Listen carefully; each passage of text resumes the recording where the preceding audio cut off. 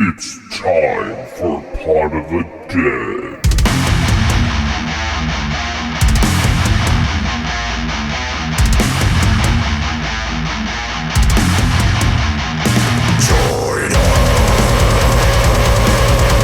Hello and welcome to Pod of the Dead, screwed it up. Hello and welcome to Pod of the Dead, the internet horror film club that nobody asked for. I am your host, Nicholas, and with me, as always, are the two final girls, Stephanie. Hello. And Natasha. Hi. On today's episode, we are going to review The Ritual from 2017, which is a British supernatural folk horror film directed by David Bruckner and written by Joe Barton. It's based on the 2011 novel of the same name by Adam Neville. The film stars Rafe Spall, Arsher Ali, Robert James Collier, and Sam Troughton as four friends on a hiking trip through the Swedish old-growth forest where they encounter an ancient evil presence. Now, before we get into all that stuff, you brought up that this is a film by director David Bruckner. We have covered David Bruckner on this podcast before. To give a little backstory on some of the films that he's done, he did The Night House. Okay. Oh, I knew his name sounded familiar. Yep. He also did the 2022 Hellraiser. He's done segments for the VHS franchise and Southbound, and he also directed 2 episodes of the Creepshow television series on Shudder. So going into this week's homework, what's your girl's history on this film, of any? None. None whatsoever? 0. Never heard I think of it? we all thought it was a different movie. That is true. We definitely thought it was a completely different movie. The name was very similar. So, yeah, no, I never even heard of this. I mean, I'd heard of a movie that sounds similar to this, but I never heard of this movie, and I didn't know anything. What film did you girls think this was? I thought it was this religious one that's out, and I don't know why. There's a movie that's out similar that's got a similar name to this. And well, there's another one called The Ritual, and I think it was like a crime movie or something like that. Yeah. But there were different options when you Googled it at first. Yeah. So even when I went to go watch it last week, I was like, okay, so it's the one about the Swedish forest, right? Yeah, I came across this right around the time that it came out, and I'm not 100% sure how. Obviously, it was through Netflix because Netflix bought the distribution rights from this after it hit the Toronto Film Festival and stuff like that. Okay. There's no information on the internet about the budget of this film. I looked high and low, even on Reddit, all that stuff. Nobody knows how much this movie was. That's helpful. Was made for.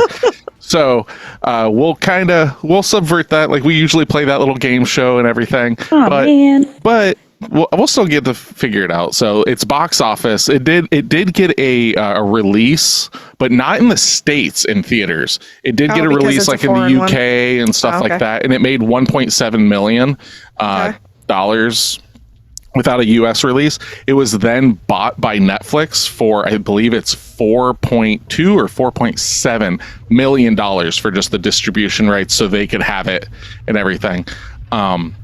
So since we don't have that game that we usually play, I think I remember another game that we used to play. Oh no. And I've got some different, like Tasha gave us an overview of this film, and Yes. and I've got some overviews that are not that. The ones that I got Love this game. is an overachieving London police sergeant is transferred to a village where the easygoing officer's object is his fervor for regulations, all while a sting of grisly murders strike the town. I don't think that sounds like the movie that we watched, but... See, the problem is I don't have any of the actors to go off of for hints. They don't either, and some kind of grisly murders. Okay, Easygoing officer. well, if you want a hint, I'll tell you who we're talking about. So it's Rafe Spall, I believe is how you pronounce his name. He is in this film that we are hinting at. He's our lead in The Ritual. And I've never seen any of them. yeah, I think you have, because this movie is Hot Fuzz. Have you ever seen? Oh, he plays one of the detectives in Hot Fuzz. Okay. Maybe this one will ring a bell. A widow begins to uncover her recently deceased husband's disturbing secrets. That could be like a million different movies. Well, didn't you That's just the say Night House. That's the Night House. Yeah, there you go. I thought I'd give you girls a softball. Gosh, that was Thank like... you. Just lob that one to us. Yeah. Thank you. All right, we got one more. A chronicle of lives of the British aristocracy Crowley family and their servants in the early 20th century. What the that? Bridgerton. You're super close. You were super close. Okay, don't tell us then. Downton Abbey. I don't There you go. Oh Yep. my god! The other one. It's close, yeah. The character Hutch that we have in this film is played by Robert James Collier, and yeah, he played in Downton Abbey for many years. It showed. So yeah. Right, we didn't do half bad. Yeah, you girls That was did. better than I expected. Yeah. Yeah. So going back to our lead, Rafe, I believe it's pronounced Rafe. That's how I pronounced it. Or it's Rafi from The League. I don't know. But he's been in a lot of different things. He was in The Big Short. He was in The Life of Pi, Prometheus. Then he was in the entire Cornetto trilogy, which is Shaun of the Dead, Hot Fuzz, and The World's End. Like, Cornetto trilogy. Is that like the director or writer? So Cornetto, I just literally was Never talking heard to that before. Just telling me this is ridiculous. So the Cornetto trilogy is a trilogy of films that are written by Edgar Wright and Simon Pegg, directed by Edgar Wright. And the thing that ties the movies together is there is an ice cream in it, the Cornetto brand ice cream, that follows through the three movies. Now, what's interesting, though, is that each one of the films correlate to a flavor of ice cream that are one of the three flavors. So, in Shaun of the Dead, it's the strawberry flavor, red for the blood and the gore. The blue one, the blue flavored one, I think it's the wrapper, is for the police. And then the green one, which is The World's End, which is about aliens, little green men. So that's how they line up. And it's just wow. Stupid weird thing, but like that is a trilogy. You can buy the Cornetto trilogy box set.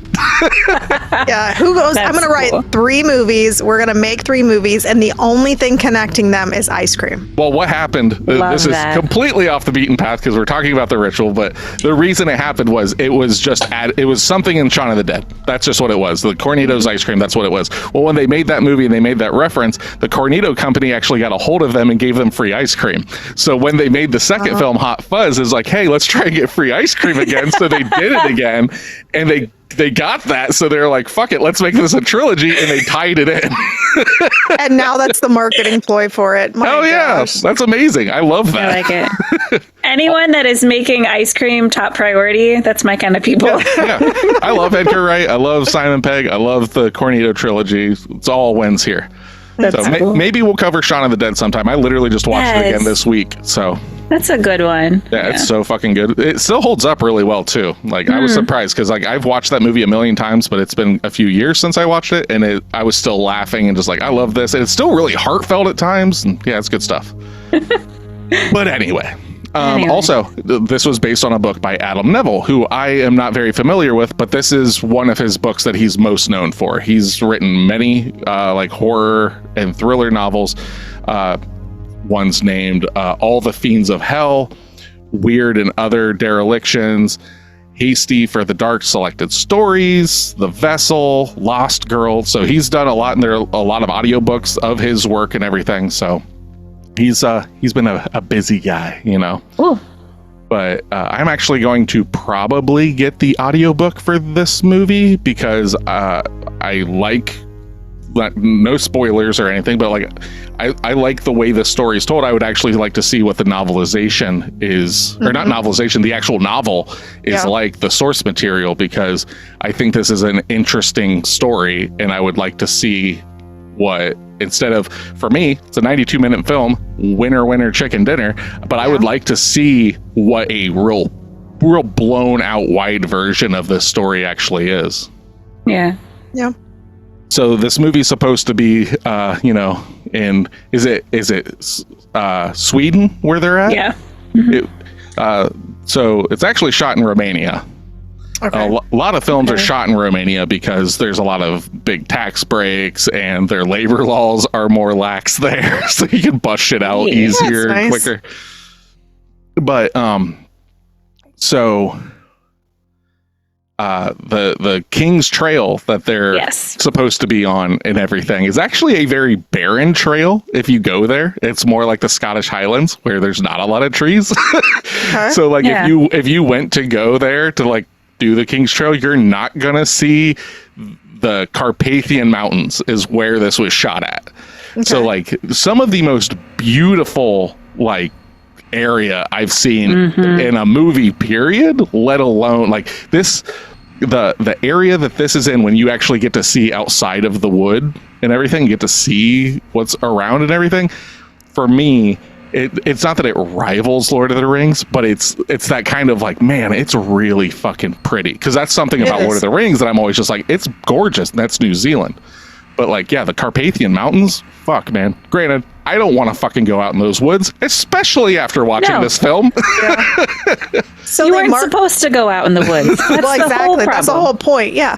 Well, the thing is, okay, so they marketed this movie to being like a specific location, and then now they shot it in a different location that doesn't match up. So well, the reason it's one way is no spoilers, but because of the folklore attached to this matters to be where it's at. But at the same time, if you were to use that, you're not going to be able to do what you do in this film in barren lands. So it's one of those things like, and also like it's based off of a novel. So maybe the novel like was just kind of like that, you know, like, oh, they're in Sweden, it's fucking woody and everything. And then they go look and they're like, yeah, that doesn't work. But we got this over here. Yeah.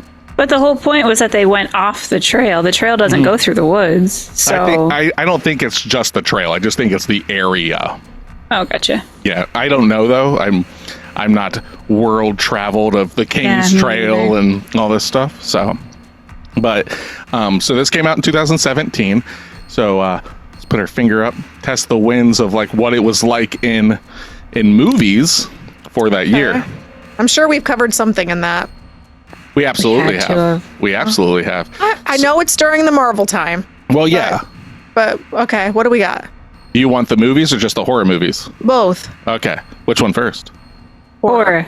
Horror films. All right. So the horror films that came out in 2017 is starting from 10, working our way up to 1 is we got The Bye Bye Man, Resident Evil, The Final Chapter, Rings, Jigsaw, Happy Death Day, Alien Covenant, Annabelle Creation, Split, which we were just talking about. Good. Yeah. Saw that one. Get Out. Oh, okay. Which we have covered on this podcast. And the first of the 2 movies, It. Oh, okay. Which It was number 1. Yes. It was the highest grossing horror film for 2017, bringing in over $327 million. God. Did it land? Did it land on the top 10 at all of regular movies? It did not. Aw. I take that back. It did. Oh, okay. I just overlooked it. It's 2 letters. So my eyes scanned over it. So top 10. So, okay. So these are the films that it beat out. Okay. It beat out The Fate and the Furious. Oh, God. Thank God. Yeah. Logan. Oh, really? Okay. Despicable Me 3. Oh, wow. Thor Ragnarok. Okay. It did not beat out, though. It beat out those? Thor Ragnarok made $311 million, where it made $327 million. Oh, okay. It was then beat out. So our top 5 is Spider-Man: Homecoming, Guardians of the Galaxy Volume 2, Wonder Woman, Beauty and the Beast, and Star Wars Episode 8: The Last Jedi. Of course, it's fucking Star Wars. Super IP heavy. Yeah. Now this is something I found to be very interesting, right? Because I look at the films nowadays. 2017 is not that far back. It's not. We're still in that same like rolling decade, right? Yeah. But like every time we hear about stuff, it's like we're talking about billions of dollars and billions of dollars. The number 1 film. Now maybe this is domestic because I do have this just kind of screen capped and brought over, so I don't have it scrollable. But it says, this can't be right. Domestically, Star Wars made over $500 million. So I believe I have some of the numbers over here. It looks like it made over $4 billion. But if we're to take that, then it says, I don't know what these numbers are in front of me. But yeah, there you go. You're doing great, Nick. I know, right? But there are some notable horror films that came out this year that did not make the list of being big budgeted, blockbuster kind of shit. One of them is Terrified, not Terrifier, Terrified, which is, I believe, Argentinian. It's an amazing horror film, and I think we're going to be covering it in February for Foreign Film February.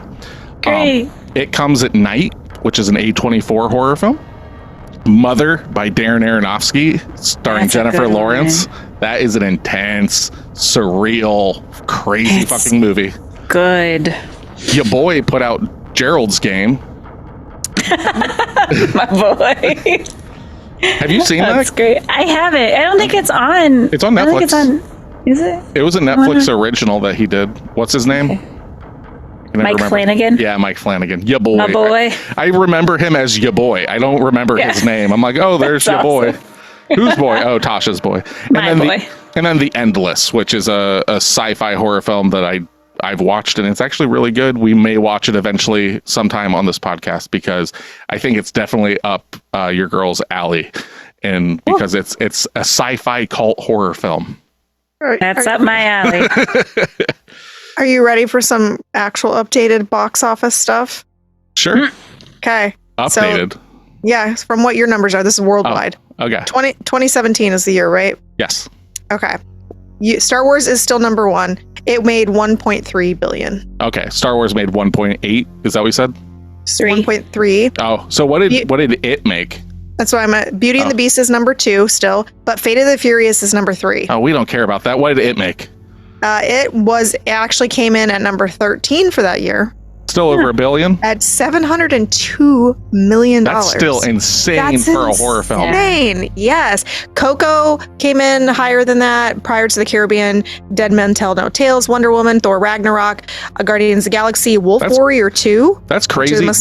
That's probably like an Indian film. Yeah. But like it's still crazy that we haven't covered it. Number 11. It is going to be a hard film for us to cover. I'm just saying it right now because it's 2 movies that make one story, one movie, and they're both long movies. It's really scary too. Oh, it's super good. Like I will give it. It's not super scary. I saw the original and scared the ever living shit out of me as a kid, and I haven't seen it since. I was really underwhelmed at how scary because that's what I heard. The new one's supposed to be super scary, and what didn't really hit with me. Scary is a metric that I never take into account for anybody's stuff ever. Like it's one of those things. I'll take creepy.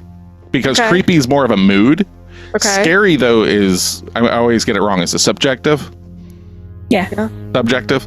I always get subjective and objective wrong. And I'm always questioning myself. And 9 times out of 10, I'm right. But it's always subjective. What Tasha finds scary is not what I find scary. So if I'm going to tell her it's scary, that's based on my taste and my history. And same, for anybody. So if someone says, this is the scariest movie I've ever seen since blah, blah, blah... I instantly throw that information out and I go, well, it got them, but I'm not going to take that as a measuring stick. I mean, Noelle said Smile was the scariest movie she's ever seen, and that movie was terrible. Well, and that's part of the problem with some people's takes on Longlegs right now, because it was like, it wasn't that it was marketed as, but people were saying it's the scariest movie since Silence of the Lambs or whatever, right? So then the second wave of people that go in to see it are expecting this thing, and what you're doing is you're basing your interaction with this film based on somebody else that's already seen it and their tastes instead of taking it for your own. So that's always a thing that I think about when it comes to like hype and all that shit. But when someone's like, it's the scariest thing I've ever seen, I never take that. No different than this is the funniest movie I've ever seen. It's like what you and I find funny are intrinsically different because of our history. That doesn't mean that it's not going to be funny, but that's a bold statement to make about anything. Yeah. I would watch it. It would be a long time. Like we would have to probably break it up into like 2 episodes. But we would literally do it for an episode, then it part 2 or chapter 2 as the next one, and that's what that would have to be. And we'll do that eventually if people clamor for it. But I don't have it like set up, because to run 2 movies back to back that are like that's a half of a month of content. Like, to be completely honest with our listeners. So like, if y'all really want that, then we'll push it forward. But until then, So not until then. Yeah, not until then. So you girls want to get into the nitty gritty of this? Yes, please. All right. Yep. Well, if this is your first time listening, hello and welcome. This is Pod of the Dead. We are the internet horror film club that nobody asked for. But guess what? You're still here, bitches. So, so what we do at the end of the episode is we give out homework for the next episode, so you can watch it and we can talk about it next week. And you can be part of the film club, just like a book club and all that jazz. We try to, mix it up. It's not all the same films, and sometimes they're super gory. Sometimes they're more recent. Sometimes they're more psychological. Sometimes they're from the fucking 70s. Who fucking knows? Yep. And we just got an apology, by the way, Tasha, before we get started on this. We spoke to Brian today, who made us watch Terrifier 2, and he said he is sorry. He told me in person he was sorry, and I was like, you're forgiven. You made us watch a shitty ass movie, but you were forgiven. Yeah. I will also forgive him. Yeah. He then also gave us gifts that I have one for you for the podcast. So yes. Yeah. What? So thank you, it was Ryan. really sweet. Yeah, he's awesome. That's sweet. Yeah. So. But yes, we give out homework, and then from this point forward, it's going to be spoiler territory. So if you don't want the ritual ruined for you, go to the last 10 minutes of the episode, and you can get homework for next week, or you can go watch it on Netflix right now. I believe that's the only place you can watch it because they did buy the rights for it. Okay. But without any further ado, let's go deep into the woods, search around, maybe find a few runes, go over the ritual. If you'd like to be part of our horror film club, make sure to follow us at Instagram, Threads, and Facebook at Pod of the Dead. All of our episodes can be found at podofthedeadorelse.com or wherever you stream music and podcasts. If you have movie recommendations or questions for us, email us at podofthedead666@gmail.com. Don't forget to leave us a 5-star review. Or else. Let me hear that sweet 10 out of 10. Gosh, I'm so excited for this one. Here we go. I was thinking it will go in a different direction after seeing the trailer. I thought that it will elaborate more on the guilt part, and some of the parts were just in the imagination of the protagonist. This is written very weird. We just jump right into the it. last couple days. Yeah, the last time. A few times. Along with The Witch, Autopsy of Jane Doe, and maybe The Black Coat's Daughter, it's safe to say that the last 3 years brought us some really atmospheric supernatural movies in opposition to the jump scares, quote, mainstream flicks. That is a hell of a good list. Yeah, it's like that is a damn good list.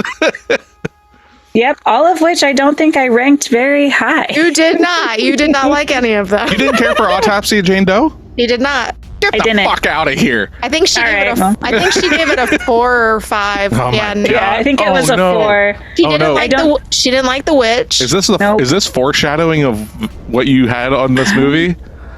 Oh, told you it wasn't very memorable. Oh no! If that's something to be said. I have one more paragraph. Okay, sorry. Okay. The cinematography was nice, the audio effects were effective, and the script was good. The director really knows how to do a build-up without the overuse of sound effects and visuals. It relies heavily, at least in the beginning, it relies heavily, they just put the wrong preposition, relies heavily on your imaginations and fear in order to create the tensionness. That's a new word. The teniness. The tension. The tinnitus. There were some scenes in which actually what wasn't depicted, but merely implied, that had the most impact in creating a sense of dread and panic. Nice. Okay. I feel like Nick agrees with a lot of it. Yeah. I legit agree with everything that person said for the most part, Yeah, because they cited all the movies he really likes. So I mean, I didn't expect that. You girls saw me bring up your. I was just like, "There's no way you read this." Yeah, this is. Here you go. This is long enough. There you go. Boom. Yes. Yeah, those are your style of movies. I mean, they're right. They're called good movies. I can't help that I like good movies. It does do a good job of building up the tension without actually showing you anything for a while. I do agree with that. But they do. If you pay attention to the background, when they're in that forest, the eyes are there all the time. But the whole thing isn't there, is what I'm saying. You don't have, it's like the little taster, but you're not getting the whole thing until the end of the movie. Yeah, but that's which I appreciate. Yeah, you don't want to bust your nut early. Jesus. Maybe some people do. No shame. Okay, we ready for this one? Yeah, let's hear it. Yes. Let's hear this slander. I'm hoping this is better than Tasha's was written, so we'll find out. I hope it's written backwards. I hope not. Okay, oh, man. 1 out of 10. One important aspect of horror movies is identification. You need to be able to identify with and care about at least one person so you can feel something for someone. Otherwise, what do you care about the character portrayed and what might pull them into peril? I can understand that, in a way, because I don't have to have a relationship with somebody. and kind of looking back on it, it's like I don't really connect with any of the characters besides our protagonist in the sense of I feel bad for him. Yes. Like that. Okay, so there's no character development to speak of in The Ritual. It's just a bunch of ignorant, whiny British lads going to northern Sweden as therapy or whatever. There's not one real human to care about. The impressive nature is commented on and treated like a postcard backdrop to the director, David Bruckner. The dialogue is on the surface of things and not convincing at all. The story is stupid, to say the least, especially the last 20 minutes. Not even the dreadful event. Shh. I love the story in this. Shh. Okay. Oh, not I'm sorry. even. I'm in the middle of a paragraph. Not even the dreadful event underpinning and impregnating the story is told in a believable way. David Bruckner does not understand how to portray complex feelings in a movie. He does not. Shh. No, I'm having real reactions. I know. He does not understand how to make you care. Which isn't he just reiterating the same thing he just said? Hold on. I'm not done yet, but you go ahead. This is the same person that made The Night House. Yeah, that movie was better than this movie. That doesn't mean that this movie has to be as good as The Night House. No, he's saying that he just flat out does not understand how to do this stuff. It's like, obviously he does. Because I go on. Sorry. Okay. I want the time I spent back now. Don't do my mistake and watch this drivel. I am not going to watch any more David Bruckner. Okay. So maybe he hasn't seen The Night House. Maybe not. Also, I'm not saying that David Bruckner is the greatest director of all time. I have seen every one of his films and I didn't realize it. And he did Hellraiser, the newest Hellraiser that came out a couple years ago, which you have to measure against other Hellraisers. Because if you just measure it against horror films, it's it's not that great. But when you go considering everything they've made since the second one, how bad those are, it's not bad. All right. But I don't know. I disagree with the fact that it's drivel and that the story sucks. Now, I don't think it sucks. I think that there's interesting parts to it. Yeah, I do think it's just different. And I do agree though. You feel sorry for the main character, but you don't have a relationship with him. But I think that this movie, this is why I like this movie so much, is before I've seen this film a few times now. This might be the second or third time. But after watching it, I did have to look up what the monster was. Mm-hmm. Okay. Because you could see the runes and stuff like that, and I was like, this is clearly some Slavic thing. And then to find out they do say it, but I kind of missed it the first time I watched it. You're dealing with literally one of the sons of Loki in this movie, and there is a lot of Norse mythology and all that kind of stuff. And then doing research into this, it explains why the people are getting killed the way they are and everything. Oh, okay. It all makes sense in their folklore of or religion, however you want to look at it. It makes sense. All the symbolism makes sense. So it's one of those things. I thought it was just cool in the sense of how it's able to look like different things and the way it actually looks as this elk-like thing, all this stuff. And then digging deeper, I was like, this is fucking cool. This is legitimately cool. Is it the best story or whatever? I'm going to give it some slides because I think it's just fucking cool. It's how the monster works in this is the thing that I could compare it to, it very similarly, is like Bird Box and A Quiet Place, in the sense of there's something out there and you don't really get to encounter it until the end of the film, right? Kind of. Like, isn't that like, that's just in my head for what we've covered in this podcast. I mean, yeah, in the sense of like you keep getting people picked off, but you don't get to actually see the bad guy until the end. And then it's like this creature that you can't really understand or whatever, right? Yeah. That's kind of like Smile, though, too, or that's Barbarian, like any kind of monster movie. Yeah. Well, not every monster, like The Thing. A lot of monster movies. Yeah, The Thing, you see it in all sorts of different iterations throughout and stuff. But like, that's just kind of, Smile's another great example.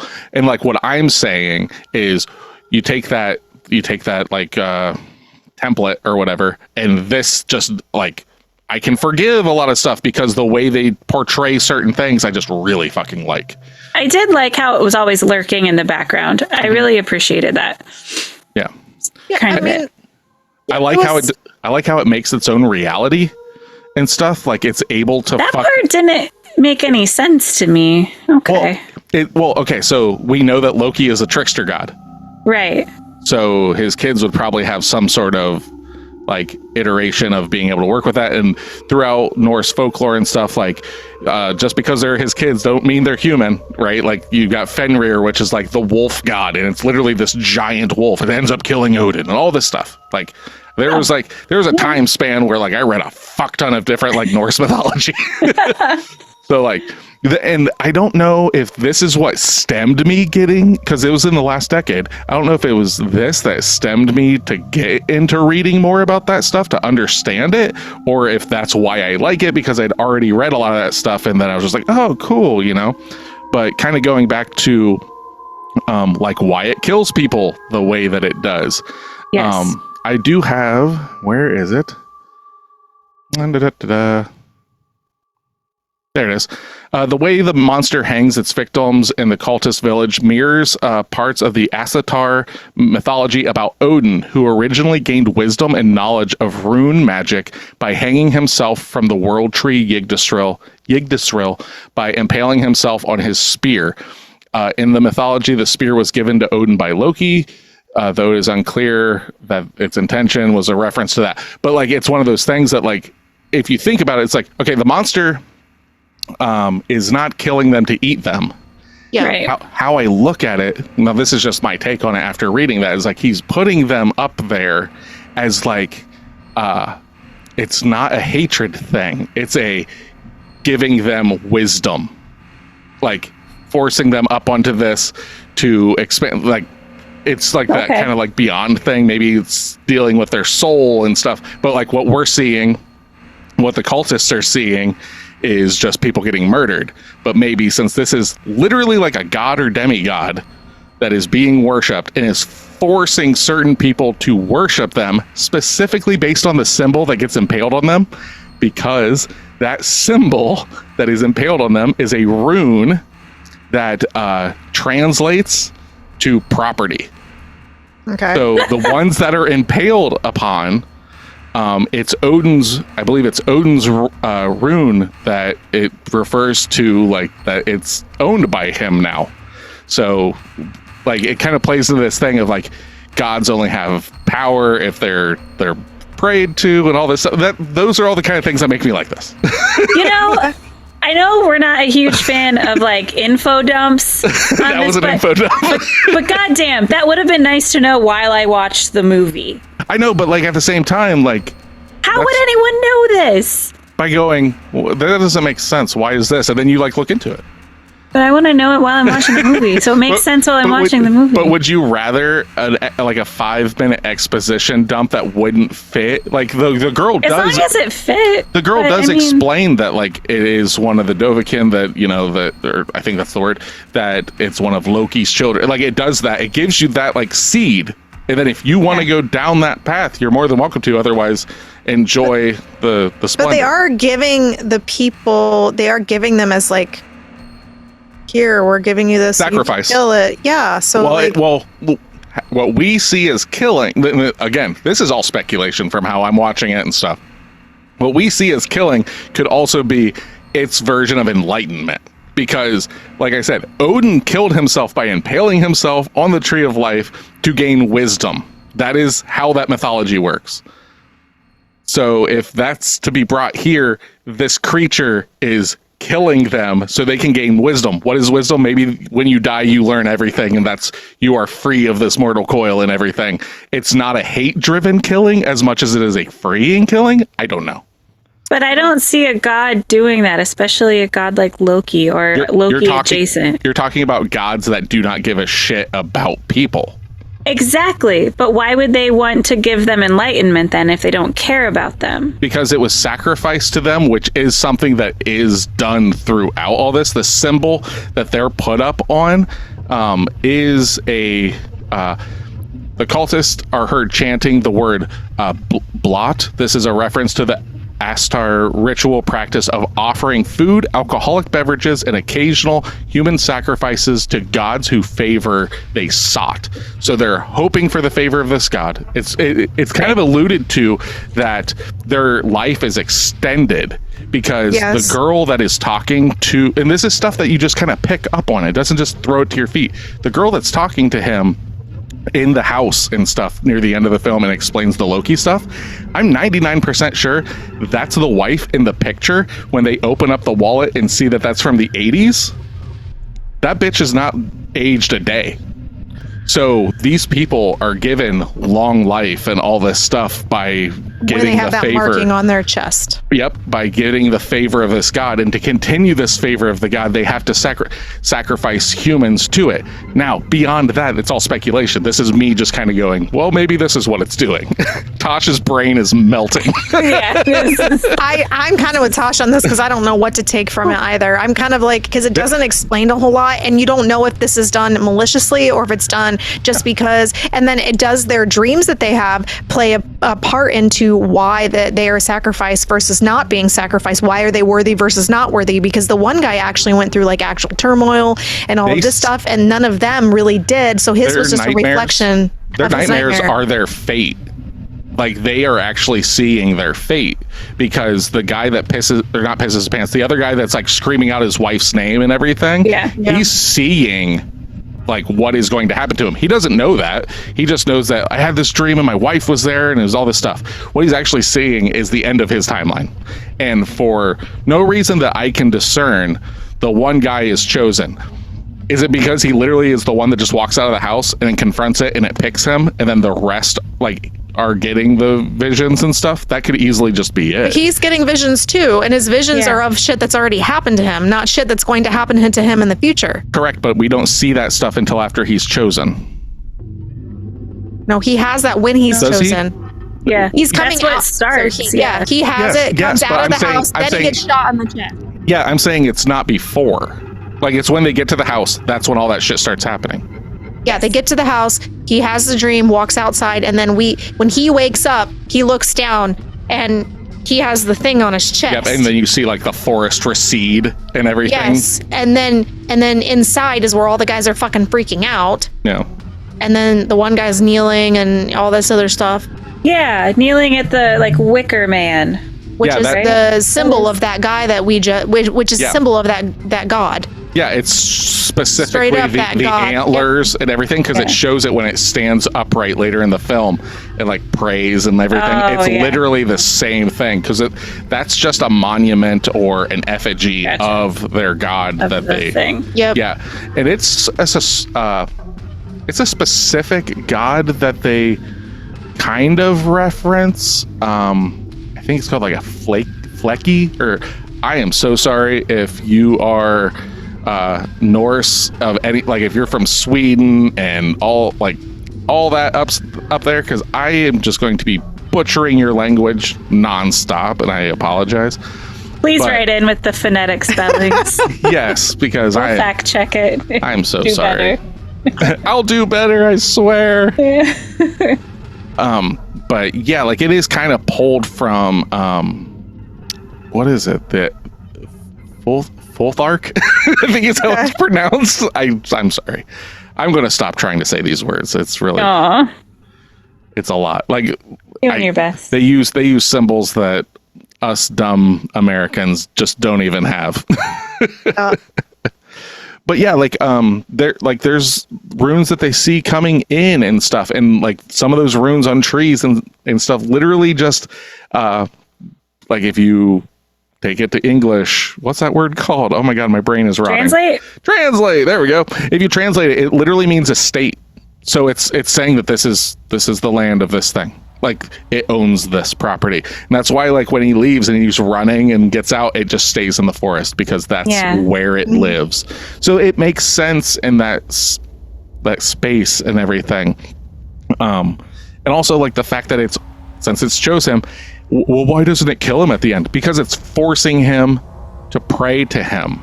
Like I like that. Like any other time, if like the guy just like gets away and it's like it doesn't kill him, why doesn't it kill him? Well, because it's chosen him and now it's forcing him to pray to him because that's what's important to it.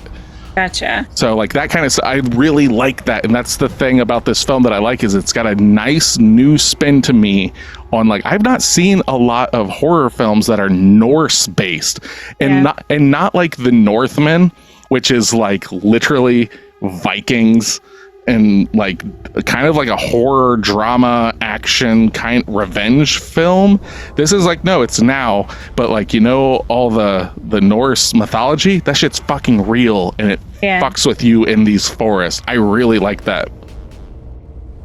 Yeah, I liked the movie. I thought it was interesting. I like the trees and like the actual wilderness and stuff. I like the trees. I like the trees. I like the house they went into. That was creepy. And then the guy at the end, our monster or whatever, was kind of cool. I didn't feel like. Yeah, I didn't feel like any of this was a big surprise, I guess. Well, you kind of had it ruined for you guys in a way because there's two films and you looked up to see what this film was, and literally one of the first images is it standing in front of the fire. So like one of the first pictures is literally the fucking pinnacle of the film, and like you're like, oh, is it the weird antler thing? I'm like, god damn it. Like, because I went into this the first time not knowing what I was fucking watching. It was just like people in the forest. I was like, okay, cool, right on. And then you see that at the end, it's like, what the fuck? Like, it's got human hands that come out and it's like picking up it's so beyond like what are like I like weird horror, like that's why I like Lovecraft and all that stuff. So like to see it done this way, I'm just like, yes please, more of that right here in my veins. I liked it when it was like a shadow of, obviously a shadowy figure. You're always about them shadows. I wish the face and the hands were just stupid. I'm sorry, I did not like the big creature with human hands. I liked it. It bothered me. I liked it because it like kind of, it's that valley of like, it's kind of it's got human form to it. Like it's uncomfortable. Well, that's it. It's weird. So that's the difference. It's weird. You don't like it. It's weird. I'm like, yes, baby. But my thing is, it's weird, yet it still has a human quality. I want to see a monster that doesn't have fucking arms. Well, it would have been better if it just had legs. But but if you think about it, it's not walking like an animal. It's not a monster. It is a god born of Loki. Okay. So, well, I wish it was okay, fair point. I'm being super biased and defensive. Fair point. It's not a monster. Well, then that just goes into what's considered a monster. Oh, do we need to do a Gaiden episode on monsters? I think we've talked about this before as to what's considered a monster. Yeah, we have. What's not. Well, but, if like you really think about it, man's the real monster. We're going deep now. True. No, that's just a line from Psycho Goreman. Okay. Because a kid asked his dad, he's like, Dad, are monsters real? He's like, well, really, son? Man's the real monster, so I'd have to say yes. Oh my god. It's a good movie. Watch that one too. Oh, I think that might be my birthday episode, so we will be watching Psycho Goreman this year. Nice. That's nice. I liked the dynamics between the friends was interesting. Do you guys think that our main guy, because of what he went through with his friend that got killed in front of him in that store, do you think he was at fault? Do you hold any blame like his friends did towards him? No, I don't. And I think the blame from his friends was poorly accomplished. It's because they have to point anger somewhere. Right, but it wasn't done well. I don't know. Like, it works for me. Like, could have it been done better? Yes. Could have the side characters been fleshed out a little more, besides the one that he gets in the literal physical altercation with and we see till the end and dies. Those two, you get like the main and him, you get the most like character dynamic between the two, because you see like the rift between them. Well, he's also one that gets injured, so then he has more of a build of a storyline versus the other guy who's like I'm the tough guy that takes care of everything and everybody's along for the ride and I'm in charge. And then he gets offed, and his getting offed was really weird in comparison to the other ones. And then which one are the you guy that Hutch? Maybe that's him. Yeah. The one where they were staying in the tents and he just got like whisked away in the middle of the night, basically. Yeah. Yeah, that one was kind of... It grabbed his fucking tent, didn't it? And it fucking took him. Like that. That shit, that's creepy as fuck. And I literally, I watched this within a week of watching the Blair Witch Project. Nice. So I was like, that's what's creepy when you're dealing with tents. You wake up and motherfucker's tent's gone. Yeah. So that was a different kind of kill. But yeah, the biggest dynamic is the fighting or the tension between our main character and then the guy who hurts his knee. And... do I think it was great? I mean, no, like this movie to me, other than like kind of feeling sorry for our main guy, it was just like you're just watching these guys have this bad experience of hiking in the woods, and then they just happened upon this creature god thingy with runes. I mean, the gore parts of this were pretty cool, but I mean, there wasn't a lot of it, but there was some that was neat, but I don't know.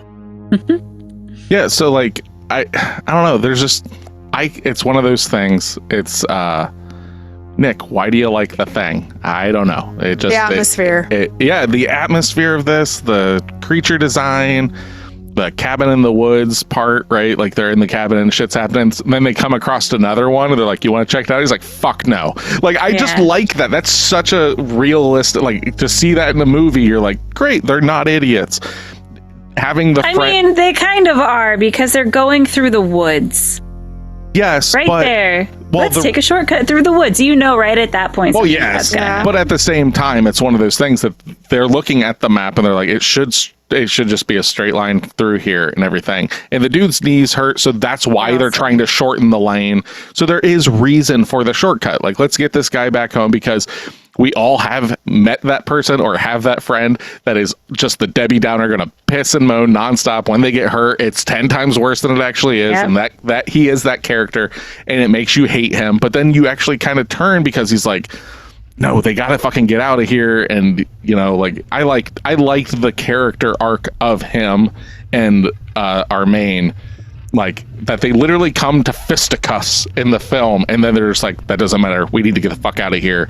They're trying, like it does a lot of like script stuff that I like, you know, like the dude's taken, so the map's fucking gone, because the dude's taken, his whole tent is right, they leave the map in the main guy's tent, so they go run, try to find their friend, they can't find their way back to their tent, so they lost their fucking map, and then they don't get the compass until they find the friend, so they get the compass and the knife, and now like all of that, it's just like, it's like checkbox, this all makes sense. They don't lose the map because someone got mad and just threw it in the river, like in the Blair Witch Project. It's literally like, oh no, this makes sense. They're like, shit, we need to save our friend. Oh fuck, now we're lost from our supplies. So I like all of that stuff works for me. Yeah. How do you feel about this, Tasha? Because this kind of reminds me of the other movie we watched, Dog Soldiers. Is that what that one was called? Yeah. Yeah, because that one was like a wildernessy. How did you think that compared? I mean, obviously we have different types of bad guys in this one versus that one, but how do you feel that one compares to this one? Because it's the only like outdoorsy one we've done recently. The trees are better in this one. Okay. It doesn't look like they're running through a Christmas tree farm. Yeah. So there's that. I wanted to like this movie. Like I said, I've seen a couple other like folklore horror movies that I've liked. I thought you were going to dig this because it's based on folklore, but is it because the folklore washed it like went over your head? Or I'm not using it as an insult. I'm just saying like Yeah. I'll be the first to admit when something goes over my head. We've watched different movies many times. This one being one of them. Yeah. I think all three of us watched a different movie this time. Yeah, I think so. I'm over here, dick in hand, just like, this is amazing. And you guys are like, I don't know what you're talking about. Right. Yeah. I didn't care for the characters. Okay. Like and I think because of that, I didn't get immersed into it. Like people were like, I think one of the reviews was saying like the character development's not there. You don't attach to anyone, so you don't really have a proxy to then watch the movie through or to be rooting for somebody. I didn't care for any of them. I was in it for the folklore, and then that kind of, I didn't understand it enough for it to resonate with me. So it was kind of just like seeing the guy, seeing the thing looked really cool off in the distance, and then like that kind of lost its allure when I saw its like weird face arm things. Here's something that just kind of occurred to me that I'm wondering. Okay, so would this movie affect you more? Would you have a higher what's the word? Would you be more connected if this were females in the woods? Because this is kind of what I'm getting at. I think what they're doing, how they're acting, I think that's all very realistic because I'm a dude and like that's how guys for the most part are and stuff like that. Because our problems amongst the three of us and stuff with, I believe it was Bird Box, was you guys had this huge connection because it all made sense to you because you're women and this stuff, like that was a thing. And I was like, that's lost on me. That's straight up lost on me. So when you're talking about like, there's no way to connect to these characters and stuff like that, it's like, I can understand that to a point, but there are still very, like, it's definitely like, we're bros, man. Let's go out in this forest because our friend died and we're going to go out and like drink to his memory at this rock and go back and all this stuff. And women wouldn't do any of that stuff. Exactly. So that's why it just kind of dawned on me. I was like, oh, is this because it's like the bro? It's not relatable. Yeah, that's true. For you guys, like. Yeah, I mean, I'm not going to go out in the middle of somewhere hiking multiple miles with my bros to. Dude, I would love to do that. They're straight up talking at the very beginning of this movie about going to Amsterdam and like getting prostitutes and stuff like that. Like it's a very bro kind of like, where are we going on vacation? You know, like that kind of thing. So like paying respects is one thing, but then coming back and then being like, well, you hurt yourself. Let's walk through the woods. I can't think of me specifically. I'm not doing that because I'm like, I there could be cliffs in those woods you don't know about. Well, they had a full topographical map. I get it, but that doesn't mean anything half the time because you don't know how that surely didn't for them. Yeah, exactly. And then the whole also though, like they were on the right path, and it's not until Dickwad with the knee injury is like, fuck this, I'm walking down this path, and now they're following him and they're all off the path now, and it's not until they're getting rained on and they have to do this that shit goes sideways. So they technically like were on the right path, but some shit fucked up. Like they just kept getting fucked up because they're like walking through this God's woods. And so I mean, it makes sense in the fact of we got no cell service out here, we can't fucking get help for our friend, they're obviously not gonna chopper someone in for a twisted knee, so we gotta get this guy home because I don't want to fucking listen to him anymore. Like that is literally what is going on. So to me it makes sense. It is a reasonable thing of like, you really want to listen to this motherfucker for twice the mileage? Let's just fucking go through here. God damn. Like I've met those people. Well, there could be hillbillies in that wood. It's got to be better than fucking listening to this guy talk all goddamn day. Like it literally is that. Yeah. Wow. That doesn't really resonate with me, I guess. No, me either. We have met different people. Yeah. But like, so what would you girls consider your high points? We'll go high points first. What is something from this film that you would leave and be like, I think it did this well, I liked this? I liked the cabin part. You did? Yeah. That's when I was like, ooh, this movie's getting interesting. Yeah. And then it was womp womp. And then it stopped. What do you got? High points. The woods. The woods are the high points. I mean, including the cabin. But I mean, but I wouldn't say it was like high. I mean, I would just say that's the high point. But I wouldn't say it was like oh my gosh, this is so great. It was like, okay. And I don't think there was any lows. So. I won't go too long because I've already done a lot of that and stuff. But like mine is like the monster and the folklore. I really like that. I really like that in this movie because for me it feels very original. All right, what are your low points? It's not a monster. We just it's God. It's God. I'm sorry. Yeah, Nick. Hey, shut the fuck up. Technically, it's like straight. Technically, it's a demigod. Right? You can demi-kiss my ass. How is it a But how do we know it's a demigod? I don't know. That's true. But it wasn't. It didn't say it was. It was said it was the son of Loki. It didn't say that it was born to another god. So therefore, we don't know. It could just been born in the woods to a human. Shut the fuck up. And it's a demigod living in the woods because its mom was there, and that's where Loki bore it. I don't know anything. Or it could be from another god, a goddess. I think Loki fucked an elk. Loki fucked an elk, and that's what we got. It might be. It kind of looks like that. It's got some like horns and stuff. Yeah, that's true. I don't know enough about. And the first animal that we see split and hung is an elk. Yeah. What's the name of this god? I don't fucking know. We're not gonna go down that road. Yes, we are. Yes, we are. What the fuck is the name of this god? I don't know. God in what's the name of the movie again? Oh my God, The Ritual. Are you with us, Steph? I am We have lost all of our listeners.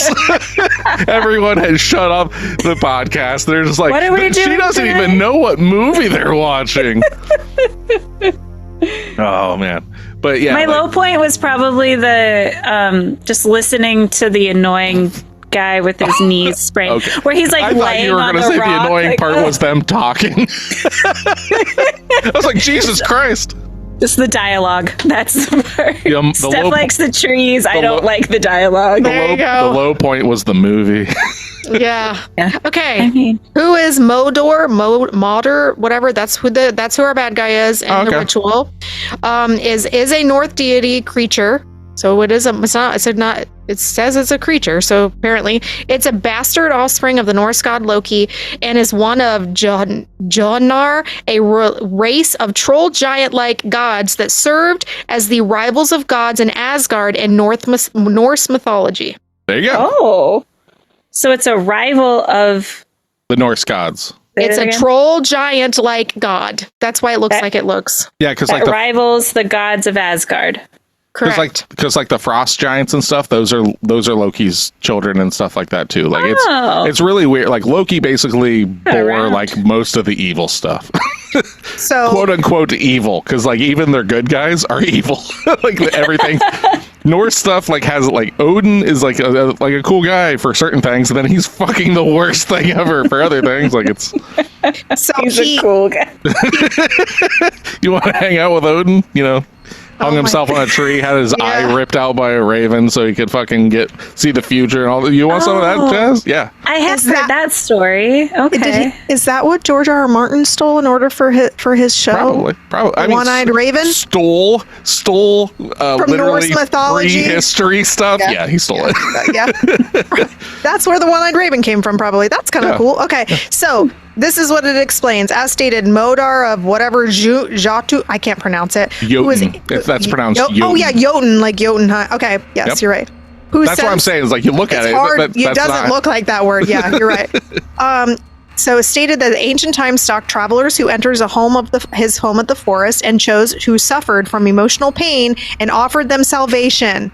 There you go. That's why the guy got offered salvation and eternal life in exchange for worshiping him, and that is why they were converted. And then he also granted you cult immortality in exchange for sacrifices. There you go. Wow. You are welcome. Nick. You were spot on. I fucking told you. Let's see, can I get... But it's the bastard offspring with a troll giant. That's why I'm like, what is going on? Loki was drunk. She was the last one in the bar. It's like, you'll do. Trolls need love too. Yeah. Damn, Nick. So does that... Okay. Obviously, it's probably not. But like, does that at least make the thing cooler to you, Tasha? Yes. Okay, cool. And if it would have... Like I said, I wanted to watch this. I wanted to like this, but I didn't... That's I didn't care for any of the characters. If they literally explain that in the movie, you would have liked it more, but I would have hated it more. Well, that's all I'm saying. I don't care. That's all I'm saying. Is like, I don't think that there's a way for them to make this movie that we both like it the same way. Couldn't they have done the thing that they did in the Midsummer where they just showed it on walls in like drawings, and then you could just allude to it based on that? And it could have been on the inside of the cabin, and like there was like all these drawings. I know the runes are drawings, but I'm saying like specifically like their own storyline on the wall. Well, I mean, yes and no. Like, okay, so if we're going to compare it to Midsummer, right? Midsummer's an hour longer. Yeah, but I'm just saying, like, he goes like, into seriously, this... like, you're talking about, just like... throwing that out there. Yeah, it's an hour longer. I understood everything that happened. If they made this movie an hour longer, right? Just to explain stuff, would it be worth it? No, but Midsummer was also about 15 minutes too long. Yeah. So, I mean, realistically, so like, I think because he'd went in that cabin how many times with all those people, if they had something like that you could have picked up on visually other than just random runes drawn on fucking shit, and then she telling you bits and pieces, then you could have drawn your own conclusion a little bit better, I think. And because you have the visualization other than just random runes drawn on trees, and then people just literally been like, it's the son of Loki, but that's about it. And then we sacrifice people, and then you drew your conclusion, which I knew, like, I could tell by the guy's chest matched the old lady's chest when she first came in. So I was like, they're connected somehow. This is him like anointing them, which is something that they explain in the novel and you can hear in the movie, but you don't see in the movie, is the witch that you see, the old lady. The old lady. She doesn't have legs. She has hooves. Oh. So she herself is not fully human. So she's something else too. Yeah. So she's like the best way. She's like a priest of the deity. Oh, kind of thing. I didn't notice that. Yeah. Yeah, so these are things that like they go into more detail in the book. That's why I want to read the book. Yeah. And I feel like if you watch most movies based off of books, it bodes well to read the book first, because then you pick up on little things like that. Yeah, so I wonder how much was missed where you're just like, it just doesn't get any deeper because it's an hour and a half movie. Well, but I think I would have liked it if it was a longer movie and it delves more into that. The audiobook's 11 and a half hours, so if you want a longer version, there you go. Yeah, I want to learn more about the Norse stuff, because I missed out on so many things. Yeah, I mean, but that kind of goes with your territory in the sense of you're the inattentive viewer, and if it's not like literally smacked right in my face. Okay, thank you for saying it, because me saying it would sound like shit, like if it's not handed to you on a silver platter. But I mean, it kind of has to be. It's one of those things where different strokes for different folks, like it just is what it is. I just thought, like, because of your love of like Midsummer and stuff like that, being like, oh, this is another folk horror film, not a lot of face smashing, so maybe that's the problem. Yeah, there's not at all. You get some evisceration. It was really the group of people. I just didn't. I was checked out because I did not care about any of them. That's fair. I agree. That's fair. Most of them are kind of obnoxious, so like you also didn't get that part. Like I didn't feel for anybody. I wasn't like, man, I hope that guy survives. I actually, realistically, when we were watching this, I just thought everybody was going to die, and I was like, that's okay. It makes sense that our main guy doesn't die because of the whole like what's happening or whatever. But I would have loved this movie to be a downer, but it wouldn't have made sense to be a downer. True, realistically. Right. True. So I mean, it's like a lot of movies where it's like you think it might go bad, but it usually doesn't, and there's usually one survivor. This is one of the few films that I'm okay with the quote unquote happy ending. It's not really a happy ending, though. I mean, he survives. Like he does, yeah. 9 times out of 10, I'm looking at you, The Mist. Not going to say anything else. It's like, oh yeah, downer ending. Fuck yeah, don't make it happy, make it sad. This, it's like, if it were a downer ending and everything, I don't think I'd like it as much because it would go against the rules that they kind of made. Yeah. Like if you knew the storyline like you did, wouldn't it make any sense? Yeah, but you'd be like, yeah, cool. And I'd be like, it doesn't make sense. You're like, it doesn't have to make sense. That's true. That is very true. It just has to make fun. Exactly. It has to be entertaining. Yeah, I think this is like we've had a string of movies where all of us have watched completely different versions. Smile, The Babadook. Oh God, The Babadook. That was the hard. That was it's the about most depression? one. Question mark. I thought it was just about a guy in a book.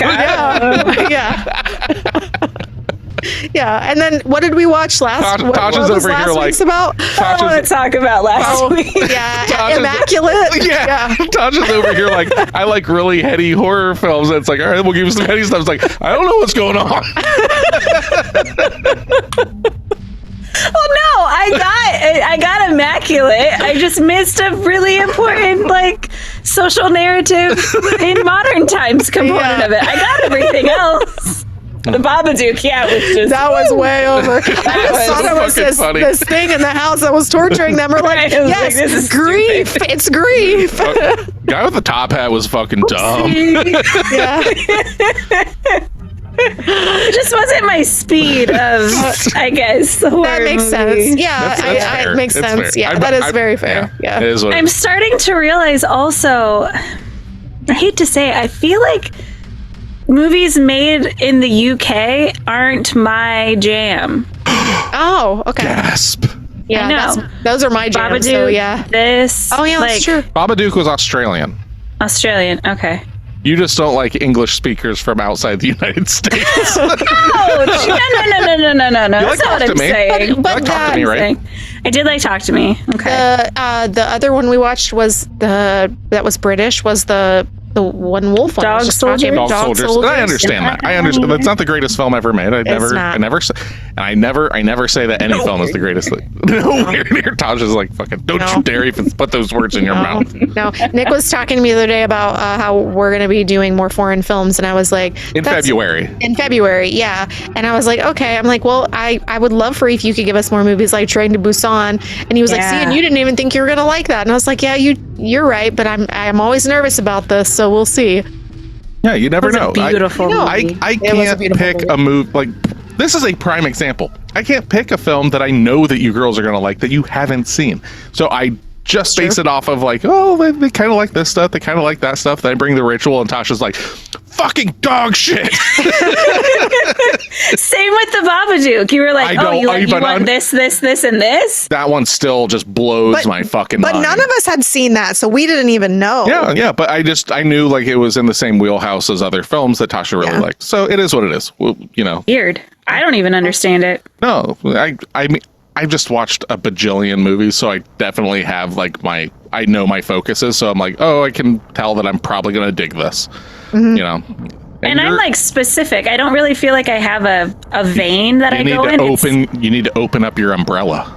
But I feel like I do. Like I like a wide range, like Hereditary, Midsummer. If we're doing that, Smile, Talk to Me. Those are all pretty different categories. Three of those are A24 films. All right, Can we agree, though? Most of us like A24 films. We all kind of have a type. I mean, realistically. I mean, I like them. But A24 isn't necessarily a type because then they've made things like Civil War and... Yeah, but I'm talking about A24's horror films. Mm-hmm. But they also made The Witch, which you didn't necessarily care about. Yeah, because it was slow. Yeah. So slow. It is, but I love that movie. All right. Anyway. You girls want to get into your reviews?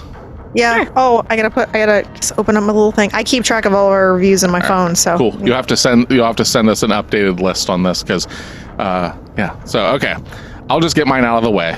So what do you girls think I'm going to give this? You're giving it a 7.5. Hold on. The Ritual. See, I remembered it this time. Good job. Yes. You know what we're talking about. I know. Gold star, everybody.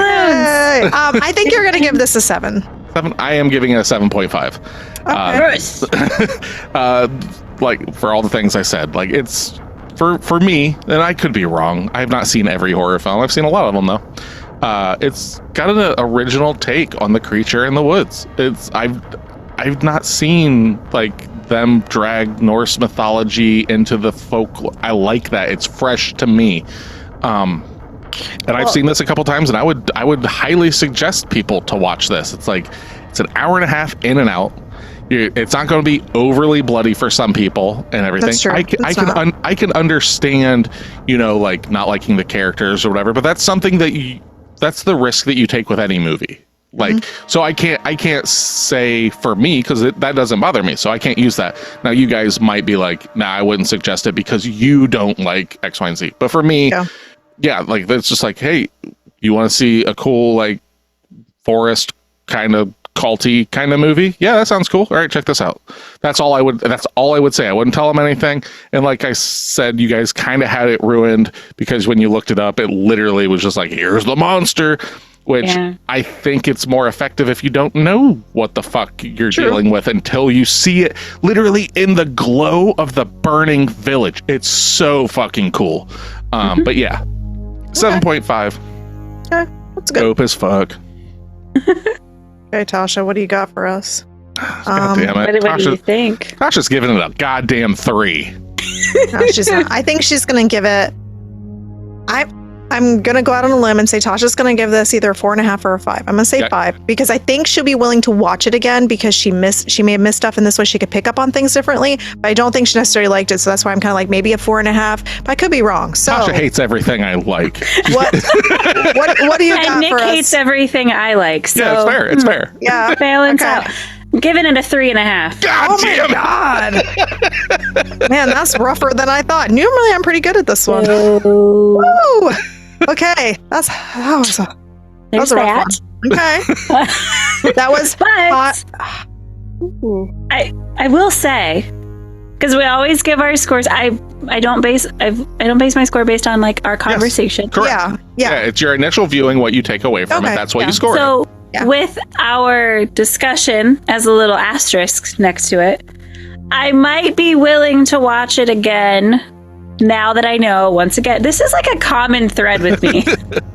Yeah, that's fair. Now that I know what's going on, I might watch it again. Do you need like me to watch the movie, tell you what the movie is before you watch it, so then you can watch it appropriately? Or? I mean, sometimes it's like going into a movie completely blind. It does a disservice. I have that same thing with books sometimes. Like I need a slight synopsis so I know where it's going to go. Because if I don't know anything about it, then it's just like this. I kind of get checked out and I don't take it all in because I don't know when and I don't necessarily want a step by step. Yeah. But like just having a little Cliff Notes version alongside of me. I've had to do that before just to be like, what the fuck is happening? When you watched Mandy. Yeah. You literally said that you had like a fucking walkthrough, like it was a video game. Okay, so what the fuck is happening in this scene? That movie is really weird though, so that makes sense. And it made me appreciate it so much more. Yeah. So, but yeah, anyway, 3.5. Okay, sorry. well that's a better fair. Rating than Terrifier, so that was Terrifier 2. You rated that higher. You rated this higher than Dog Soldiers 2. I'm looking at our ratings right now. Oh my God, Dog Soldiers got less than this. Damn. She rated it. Well, don't say anything. People can go back and listen to them. Okay. We don't want to ruin it. God damn. Sorry. Okay. All right. Steph is going to give this movie a 5.5. Steph is going to give this movie a 4.5. Ooh. Nick's actually right. I'm gonna give this a 5.5. I can't believe he actually won this one. He never wins. So hey, Tasha gets it almost every time. So anyway, 5.5. You were talking about how you thought it was cool that it was Norse and all this stuff. I thought the movie was okay. It was passable. I would watch it again, but because we had to wait to film or whatever we're doing, record, however, schedules and everything else. This movie was exceptionally forgettable. I could not pull a whole lot from this until we're talking about it. And then I'm like digging in my brain for visuals. So on that merit alone, there's no way, like it's lucky it got what it did only because I thought it was pretty. It was a pretty movie, even though the acting wasn't bad. It's just not, I didn't have a lot of feelings towards it. But the one thing I do want to comment about this is that the idea of like, well, it's a Norse thing and it's in the woods and all this.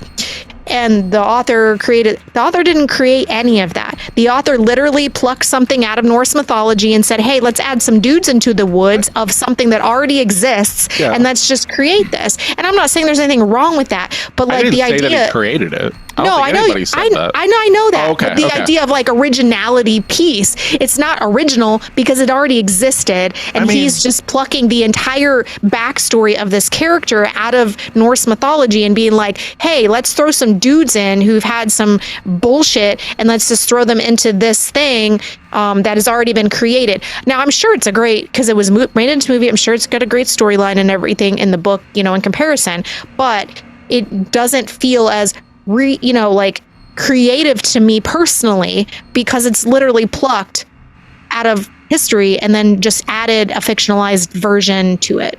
Yes. So what's your take on Constantine? The same thing. It's an entertaining movie, but I don't look at it as being the most creative movie. It doesn't mean it's not enjoyable. I don't see a problem with taking stuff from history and putting it in your blender and going like, okay. I don't either. I'm just saying on the sense of it being original. I must be just reading what you're saying wrong because okay. Like, I don't think there's anything wrong with this movie. I don't think it's wrong that you pluck things out of history. People do it all the time. I mean, we've watched Immaculate. That was like literally taking an entire book of fucking Catholic stuff and throwing it into a movie. Yeah. But the idea of like, this is like an original tale or this is this, it's not though. And so like, to me, after reading about that docks it points for me because I'm kind of like, you didn't create any of this folklore and you're literally adapting it like to kind of a T. In order to build a storyline, which is fine. I'm not saying it's not enjoyable. I'm just saying I don't give it as much credit because of that. That's fair. I don't know how I stand on that. Like the idea of like, this is a cool thing, like a cool religious thing through history. I want to use that as the antagonist. The building blocks. Yeah. Like I don't know. Like I guess I would have a problem with it if it were, okay, here's a prime example. I have a problem with it when they do it and they don't use the name and stuff. I'm looking at you, The Craft. Where when they don't use a real name of correct, but they're taking all the stuff. This one, they're just flat out like it is this. Like that just goes to my whole thing of like I'm way more okay with someone being like, yeah, no, I was clearly influenced by this, and instead of being like, I mean, we talked about that before. Yeah. So I think that's my kind of thing, but. Everyone's opinions are their own, and they can. And I don't think that makes this movie a bad movie. I just don't have as much of appreciation for it because of that. But I think it's a 5.5. I think that if people like this kind of like you like Norse mythology, you like the woods, you are probably a man. You'd probably like this movie. Well, that's the thing. I think this movie works more. And this is just me. I think this movie works more if you don't know anything about Norse mythology stuff in the sense of like, if you, well, this is what I'm saying, because it ruins the surprise of the creature. So like I guess in that sense, but then you also don't know anything about it. So you have to research afterwards. Like me and Tasha have just learned, like I knew what it was as we were going along, but I have more of an understanding now going into it. So I'd watch it again and be able to have a different viewpoint of seeing it, having seen it again. That's fair. So, what's that give us, Tasha, for our total final score? We've rated The Ritual 55%. Yes, it's passing. It's not for it's not for everybody, but you're more than likely gonna like it. I think that more people will watch and here's a prime reason, honestly. Okay, because it's on Netflix. Well, not that. It's an hour and a half. That's true. That is a huge thing. Like if this were a 2-hour movie or longer, I'd be just knocking the fuck out of it. But for being an hour and a half movie that gets from point A to point B, I'm all for it here. Yeah, it's not slow, really. I think the pacing's done well. I don't think the acting's bad. Like, I don't think there's any. It's all about likability to me as much as instead of it just being about 100%. I think for you girls, it's just because you don't like the characters. Like realistically, if the characters were more likable, if it was Ryan Reynolds, Jack Black, Dwayne "The Rock" Johnson, and Kevin Hart running through the forest, is this Jumanji? And then kind of, yeah. and then Will Ferrell comes flying out of the forest and gets them and stuff. Like, I think you guys would like this movie more. Will Ferrell as a Norse god. Apparently. It's just him from Zoolander. Just flying out. Oh, yes. Oh, my God. Yes. Oh, that's a great movie. Hit me up, Hollywood. I got you. Oh my gosh. I mean, I would watch that movie. I probably wouldn't like it very much, but I would watch it. No, you would love it. No, probably man. not. Kevin Hart. Start the script. Yeah. I'm just trying to hit all the points. I know. So, all right. So next week, it's homework time. Yay. And I really hope that this is a movie that Tasha can wrap her head around and maybe it doesn't blow over and stuff, right? I think she'll be fine with this one. I really hope so. Next week, we're watching Seven by David Fincher. Okay. Starring Brad Pitt, Morgan Freeman, Kevin Spacey. It's a 90s classic. Box. And a box, and Gwyneth Paltrow. Have you guys seen this movie? Yes. Okay. Ages ago. Okay. Yeah, I think maybe, sort of. I don't remember a whole lot about it, so I know it exists. I watched it when I was far too young with you and Mom at some point. I watched it far too young at Brendan's house, and I remember it basically fucked me up for life. That's nice. Great. Yeah. Yep. Let's do it again. Absolutely. For Pod of the Dead, I am Nicholas. I'm Stephanie. I'm Natasha. Come back and listen to us, or else.